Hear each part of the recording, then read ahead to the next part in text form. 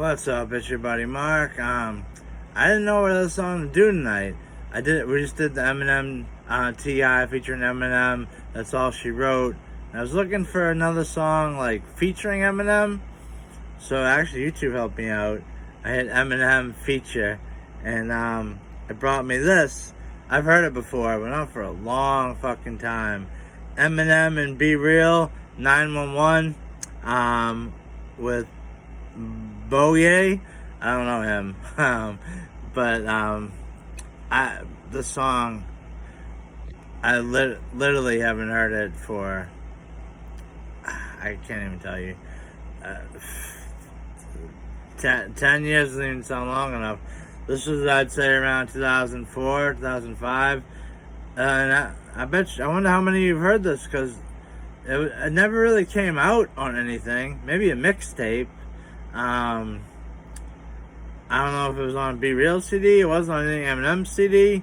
It was back in the day we used to download music on Napster.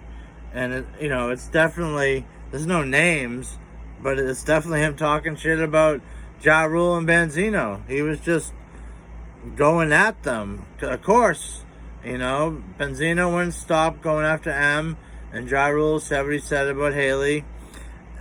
He said, M, you're claiming your mother's a crackhead, and Kim's a slut. What do you think Haley's gonna grow when she grows up? So Eminem was just on a warpath. So he did a song with B-real. That's what he was talking about. Just like he hasn't changed. Fat Joe asked him for a feature. He was pissed at Nick Cannon at the time. Ironically, because Nick Cannon did that interview of T.I., and we just did Eminem T.I. song. But yeah, he was pissed at Nick Cannon, so he let it on that song.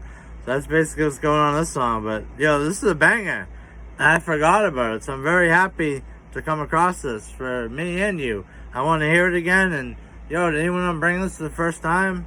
You're welcome. This beat's hot. Everything about it's hot. B-real, he's one of the best in the game. He's top 20. I like the beat already. He was pissed here.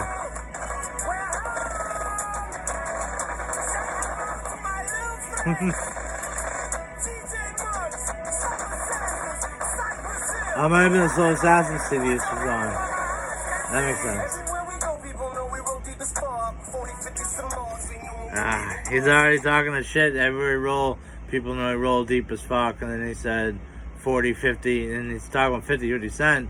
But yeah, at this time, when Eminem, D12, 50 Cent, G-Unit, Obi Trice, Cassius, Stack Quo, they were a fucking army.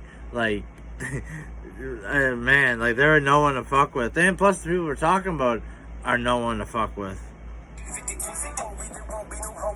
He said it.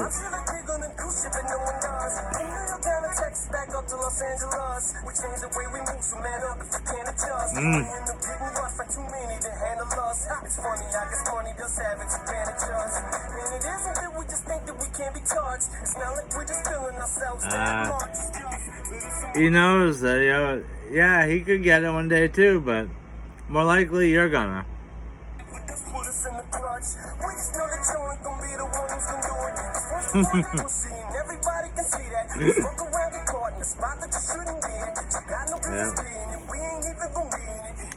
Talking about basically a club, you're at the wrong club, the wrong night, you're done for probably. Out in the fucking parking lot, shit can get serious. About it. Yeah. I love it. He's saying the noise will drown it out as you're getting trampled. And it's true, too. People can get fucked up in the club without anyone even knowing. It's dark, they can get trampled. They really can. And think about if someone said about Haley what Ja Rule said about her, and you're Eminem, and you're one of D12, or you're one of the people trying to prove yourself to Eminem, what they would do to Lil Ja.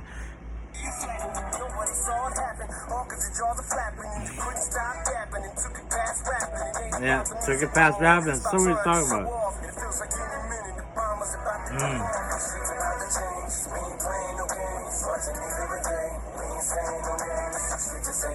He's after them, man.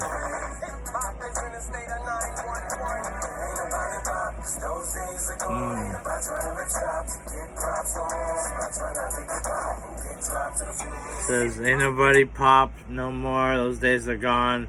But now trying to get shot, get dropped to the floor. It's weird because people called him pop for a little while. Whatever. He made those songs with Rihanna. Made him fucking millions of dollars, just those 2 songs. Him and Pink were friends. They made some songs together. People hated on it. And it was like, you still got it, some shady CD. It's just 2 or 3 songs on a poppy. It's no different than before when you do those poppy singles. They were just funny. Where the ones with Rihanna were, I don't know, a little bit more for the females too, you know. The last Eminem concert I went to, well, it was Eminem and Rihanna. So many girls. Oh my god. Oh my god. Just thinking about that. I'll be real. Type of stuff.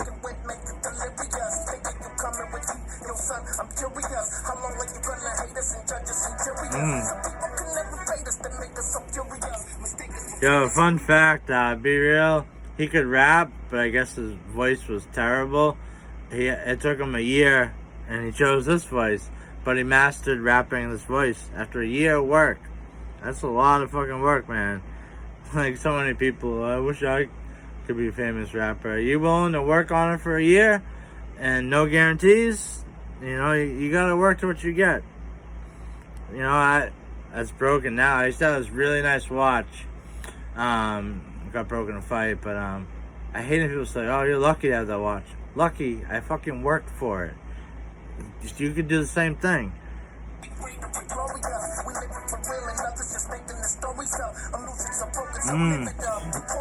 I was talking myself too much. I was talking about you making your stories up. You're just delirious. Yeah.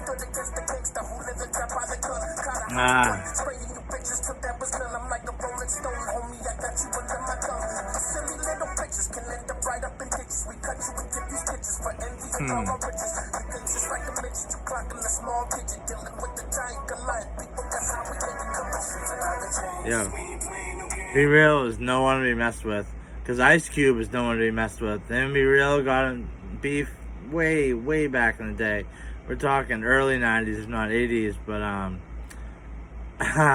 even I think Ice Cube said, out in Cali, you do not mess with the essays. You know, they got Mexico right there. Like, the Puerto Ricans will have power. They run LA. It's just a fact. I'm not trying to say anything racist. I know people are so sensitive these days. That's just a fact. The Latinos got that shit locked down in the ganglands.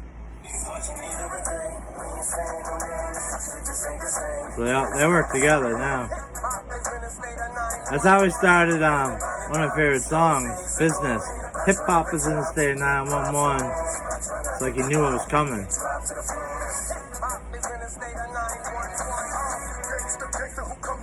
Forgot about this dude. Who is he? Booyah. Sounds like Chick Chick. You don't rap like Chick Chick.